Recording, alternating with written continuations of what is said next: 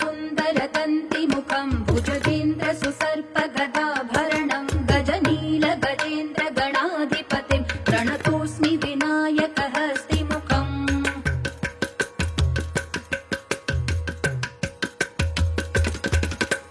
सुरसुर गणपति सुन्दरकेशम् ऋषि गणपति यज्ञसमानम् भव भव गणपति पद्मशरीरम् जय जय गणपति दिव्य नमस्ते गजमुखवक्त्रम् गिरिजापुत्रम् गणगुणमित्रम् गणपतिमिषप्रियम् गणपतिमिषप्रियम् गणपतिमिषप्रियम् करधृतपरशो